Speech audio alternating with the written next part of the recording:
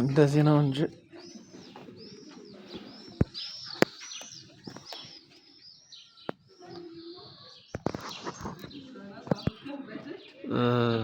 ደብረ ገነት ቅድስት ኪዳነ ምሕረት የኢትዮጵያ ኦርቶዶክስ ተዋሕዶ ቤተክርስቲያን በኢየሩሳሌም የተመሰረተችው በአፄ ምኒልክ ዘመነ መንግስት 1889 ዓመተ ምህረት ሞዐ አንበሳ ዘእምነገደ ይሁዳ ዳግማዊ ምኒልክ ንጉሠ ነገሥት ዘኢትዮጵያ ይላል።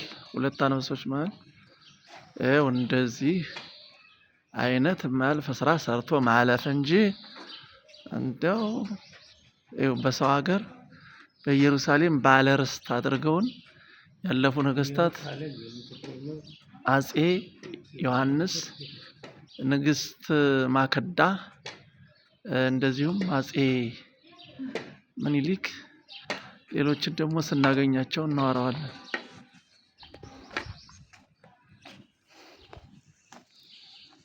መግቢያው ይሄ ነው፣ ዋናው መግቢያ እንዴ አማረ ቤተክርስቲያን አፄ ምኒልክ ሰርተው አስረከቡ ለኢትዮጵያ ሕዝብ። አሁን እዚህ በውጭ ሀገር ይሄን ያህል መሬት ይሄን ያህል ቅጥር እንደዚህ ጅግና መሆን ያስፈልጋል። አሁንም የኢትዮጵያ ኦርቶዶክስ ተዋሕዶ ቤተክርስቲያን በአሜሪካን ያው ገዳም ገዝታለች፣ በየሀገሩ በአውሮፓም ሰፊ መሬት እየገዛች ናት።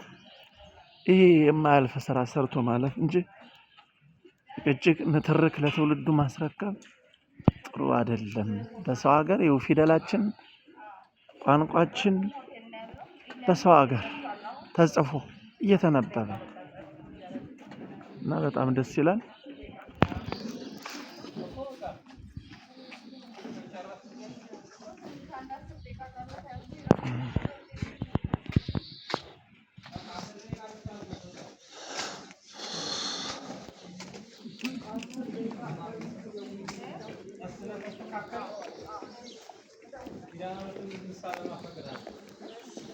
ዳንኪ የኛ እናት ሌላ ቀን መጣ የሚያምር እንቁ የሆነ ቤተክርስቲያን ነው። ይሄ ማን ነው? ደብረ ገነት ዝም ብሎ ነው? ዝም ብሎ ደብረ ገነት ኪዳነ ምሕረት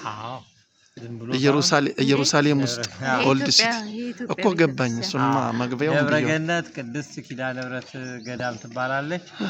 በአባ ወልደ ሰማያት በሚባሉ ኢትዮጵያዊ ተጀምራ አፄ ዮሐንስ ከደርውሽ በማረኩት አንድ ሳጥን ወርቅ ተጀመረች። እሳቸው በመሃል እንግዲህ አንገታቸው ተቆርጠው እዛው በተማ ላይ ሰማዕት ሲሆኑ አፄ ምኒልክ ዳግማዊ ሲተኩ እሳቸው ደግሞ አባቴ የሰጡትን እኔም አንድ ገንቦ አንድ ሳጥን ወርቅ ብለው እሳቸው ያንኑ ሰጥተው ተጨማሪ ጉልላቱ ተጠናቆ እንግዲህ ታቦተ ሕጓ ገብታ አገልግሎት ስትሰጥ እስካሁን ድረስ አለች። በቅርብ ጊዜ ወዲህ ለ2 ዓመት 3 ዓመት አካባቢ ተዘግቶ እንደ አዲስ እድሳት ተደርጎ በአዲስ መልክ ነው የተከፈተችው። እንግዲህ ይሄ ቦታ እንዳለ የሱባኤ መያዣ፣ የአባቶች ማደሪያ፣ የተለያዩ ነገስታት የሰሩት ህንጻ በዙሪያው የሚገኝበት የኢትዮጵያውያን መንገድ ኢትዮጵያን ስትሬት የሚባልበት ቦታ ላይ ነው የሚገኘው። እንግዲህ ካሉን ቅርሶች ትልቁና ጥንታዊ ይሄን ይመስላል። አፄ ዮሐንስ ጀመሩት፣ አፄ ምኒልክ ጨረሱት። ያው ዛጋ ሐውልታቸው የሚገኘው አባ ወልደ ሰማያት ይባላል።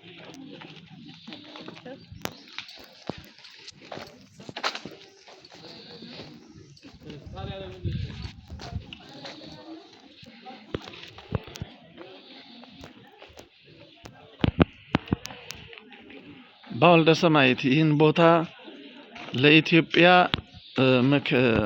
ለኢትዮጵያ ምክንያት በመሆን ይህን ቦታ በኪዳነ ምሕረት ስም ኢትዮጵያ እንድትይዝ ምክንያት የሆኑ አባት ናቸው። አፄ ዮሐንስ ጀምረውት ሞቱ፣ ወርቃቸውን ሰጡ። ከዛ ደግሞ ንጉስ ምኒልክ ጨረሱት።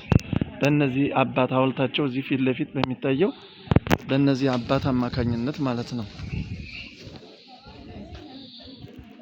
እንግዲህ ሐውልቱ ላይ የተጻፈ ነገር አለ። ያው እኔ ለማንበብ በሀገር ቅድስት ኢየሩሳሌም የኢትዮጵያ ገዳማት አስተዳደር ሆነው አይነበብልኝም እኔ ምናልባት ከተነበበ እንደዚህ አድርጌ ልቅረጸው ከተነበበ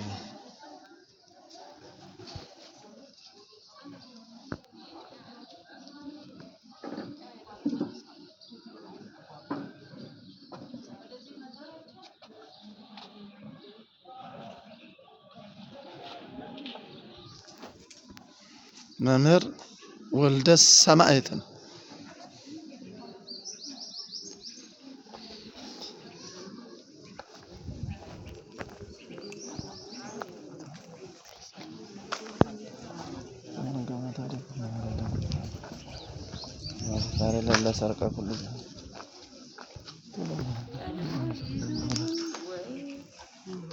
የድሮ ነገስታት አንዱ የጀመረው ሌላው ይጨርሰዋል እንጂ አፈርሰውም። ለምን? መልካም ነገር ስለሆነ መልካም ነገር ይጀመራል ያልቃል። ክፉ ነገር ግን ቢጀመርም አያልቅም።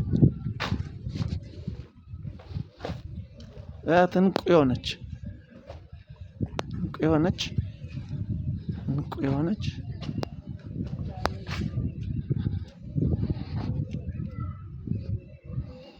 እየዞርኩ ነው አልሆነልኝም። የፀሐይ ጨረርም አለ።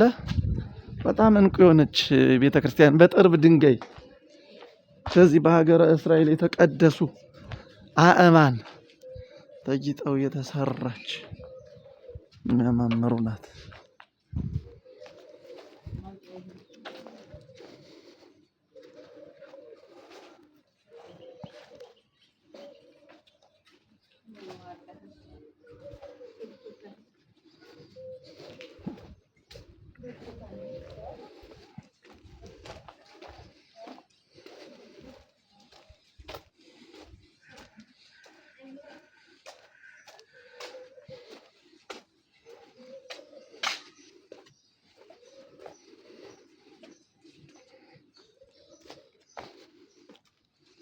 ዙሪያውን ያሉ ቤቶች በተለያዩ ነገስታት የተሰሩ ናቸው። ሄዶ ለቤቱ ነው።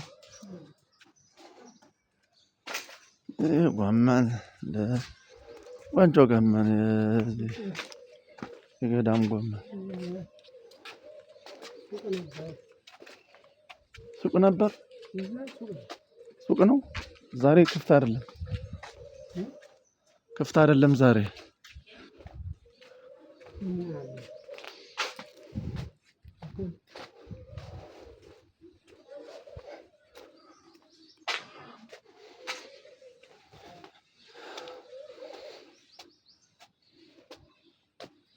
ይህን ይመስላል እንግዲህ ሰዎች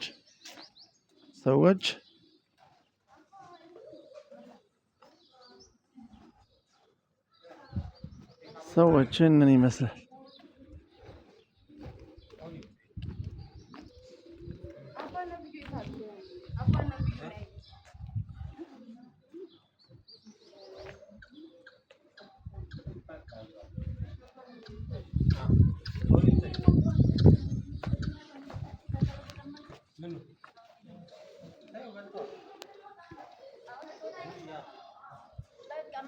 እንቁ የሆነች የኪዳነ ምሕረት ቤተክርስቲያን እንቁ የሆነች ታዲያ ውስጧን